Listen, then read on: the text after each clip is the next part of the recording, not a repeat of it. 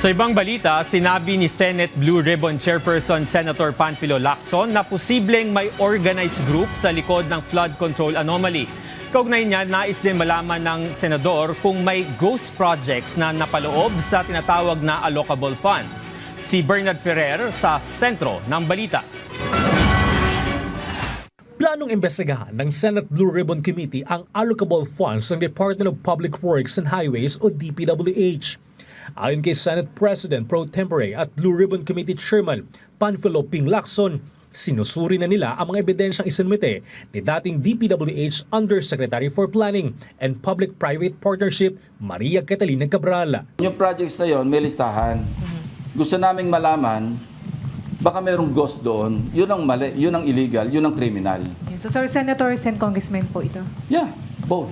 Marami yun. Meron ng isang legislator, ganyan kakapal yung kanyang request eh. Sa kanyang Chairman's Progress Report, binigyan din ni Lacson ang pagtanggal sa mga allocables at leadership funds. Dahil isa umano itong bagong anyo ng pork barrel na lalo lamang nagpapalabo sa fiscal transparency. Naniniwala naman si Lacson na walang iisa o overall mastermind sa umano'y flood control scam, ngunit may kanya-kanyang mastermind sa bawat region o District Engineering Office ng DPWH. I don't think there's an overall mastermind kasi nga, di ba, ano to eh, driven by greed. Tsaka sabi ko nga, di ba, parasitic eh.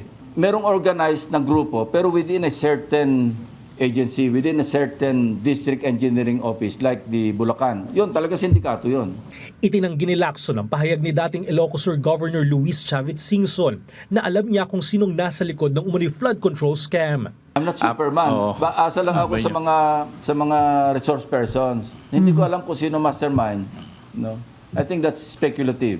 Gayunman, bukas anyang senador na pakinggan si Singson sakaling maghain ito ng mga ebidensya kabilang ang isang draft affidavit. Samantala, 7 senador na ang lumagda sa partial report ng Blue Ribbon Committee at umaasa si Lacson na madaragdagan pa ito. Anya, naintindihan niya ang desisyon ng ilan sa kanyang mga kasamahan na hindi muna lumagda, lalo na't may isang miyembro ng minorya na kumausap sa isang miyembro ng mayorya upang hindi ito pumirma. Sabi ko nga, hindi katanggap-tanggap pero dapat intindihin natin. Kasi alam niyo naman sa Senate, matagal yung pagsasama. Maski pa paano yung human element, yung human factor, yung human relations, papasok at papasok.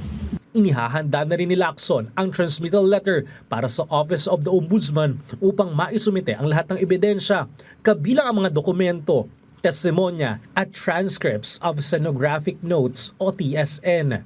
Tiniyak din ni Lacson na magpapatuloy ang mga pagdinig ng Blue Ribbon Committee sakaling magsimula ang impeachment trial sa Senado. Planong italaga si Senador Francis Kiko Pangilinan bilang impeachment manager dahil sa pagiging abogado nito upang matiyak ang maayos sa takbo ng mga pagdinig. Bernard Ferrer para sa Pambansang TV sa Bagong Pilipinas.